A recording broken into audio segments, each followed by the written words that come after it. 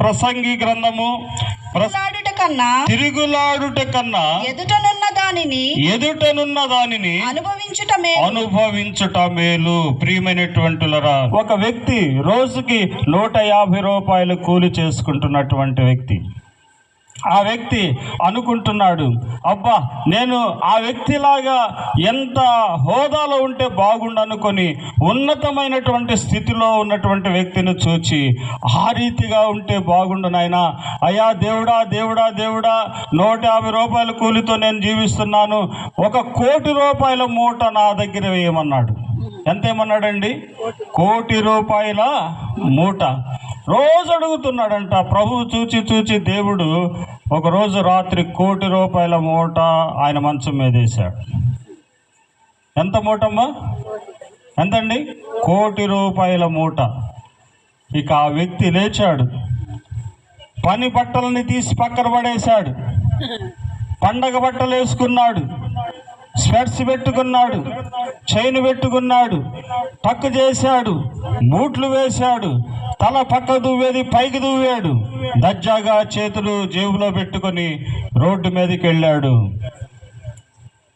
Carriage పక్కన పెట్టి నా క్రేజీ పెరిగిందని సంతోషిస్తూ ఆ 1 కోటి రూపాయల డబ్బులు ఇటు ఆ జేబులో ఈ జేబులో పెట్టుకొని ఉదయాన్నే లేచి టీ తాగుదామని వెళ్తే ఆ టీ షాపు మూసివేసింది.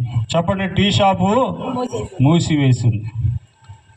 అయ్యా టీ షాపు ఏమైందంటే అక్కడ ఉన్నటువంటి వారు చెప్పారంట, ఆ టీ షాపు వ్యక్తికి 1 కోటి రూపాయలు దొరికిందంట, అందుకే టీ షాప్ మూసేసి వెళ్ళిపోయాడు అని చెప్పాడు. ఈలోపు పేపరు చదువుదాం కొంతసేపు, ఈలోపు టిఫిన్ పేపర్ రాలేదంట. రోజు ఉదయాన్నే వచ్చేది. ఏందా ఈరోజు పేపర్ రాలేదంటే, అబ్బాయి ఆ పేపర్ వేసే అబ్బాయికి 1 కోటి రూపాయలు దొరికిందంట, అందుకే ఆ పేపర్ వేయటం మానేసాడని చెప్పారు. ఈలోపు ఆకలేసింది, టిఫిన్ సెక్షన్ దగ్గరికి వెళ్ళారు. హోటల్కి చక్కటి వేడి వేడి ఇడ్లీ తీసుకొని ఉల్లిపాయ దోశ ఒకటి తిని చక్కటి కాఫీ, చిక్కటి కాఫీ ఒకటి తాగుతా హోటల్లో, అక్కడ హోటల్ అయితే ఉంటుంది అనుకున్నాడు. అక్కడికి వెళితే ఆ హోటల్ మూసివేసింది. అయ్యా ఏంటి పరిస్థితి అంటే, హోటల్ ఆయనకి 1 కోటి రూపాయలు దొరికింది, అందుకే హోటల్ మూసేసాడు అన్నంట. వెంటనే ఈ 1 కోటి రూపాయలు వద్దు, ఏవద్దు నాకు, ఈ బట్టలు వద్దు, ఈ టక్ వద్దు, ఈ కళ్ళద్దాలు వద్దు, ఈ చైన్ వద్దు, ఈ బూటులు వద్దు, ఈ బెల్ట్ వద్దు, ఈ స్టైల్ వద్దు, దేవుడు నాకు ఇచ్చిన 150 రూపాయలు చాలు. హల్లెలూయా. దేవుడు నాకు ఇచ్చిన భార్య బిడ్డలు ఇచ్చి నన్ను పోషిస్తున్న విధానము చాలు.